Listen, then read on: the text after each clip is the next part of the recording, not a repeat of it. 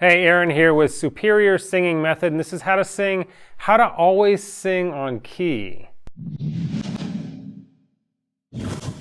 Okay, how to always sing on key. Now, one of the most common pitch problems of not being able to sing on key is lack of grip on the chords, and I'll explain more about that. Now, the opposite problem is like too much grip on the chord. That's like too much compression, like hey, hey, you know, people try to sing high notes and bring up their chest voice. There's like a strain and like a raised larynx.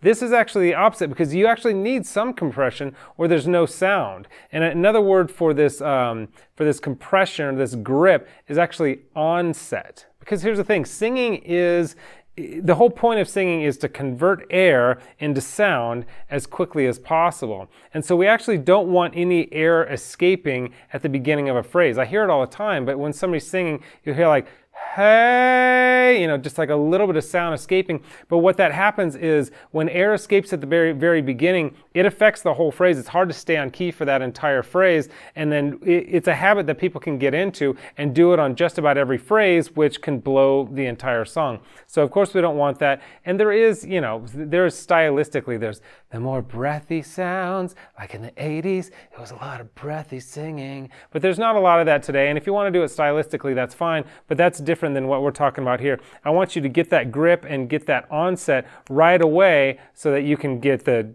best pitch and the best tone for your voice. So here's an exercise on how to do that, how to get a good onset, get good at getting this onset every time. So here's the exercise.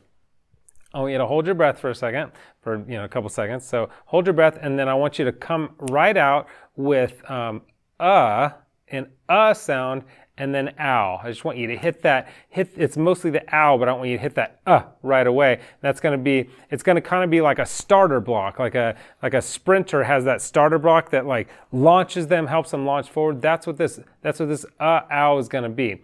So hold your breath a little bit.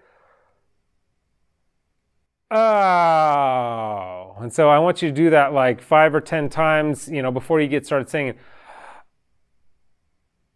Oh, and get a sense of what that grip sounds like, that immediate grip where there's no escaping. I want you to actually, if you can do that 5 or 10 times, do it for about 30 seconds. This should solve a lot of your pitch problems by getting that onset right in the first place.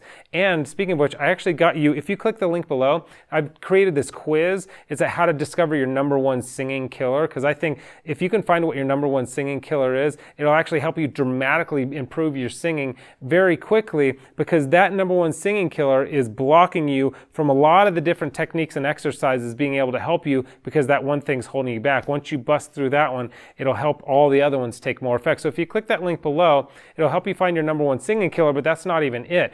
Once you find out what it is and the algorithm figures out what it is that is your number one singing killer, I've actually created a video for you specifically, whatever your number one singing killer is, a video that specifically, and it's a free video. All this is free, and the quiz just takes about 30 seconds. And I'll send that video to you for free to how to fix that number one singing killer, because I want you to not have things that are blocking you with your singing. I want you to be able to reach your dreams. Whatever your goals are as a singer, I want you to be able to accomplish that. So click the link below, take the quiz today, and I will see you next time.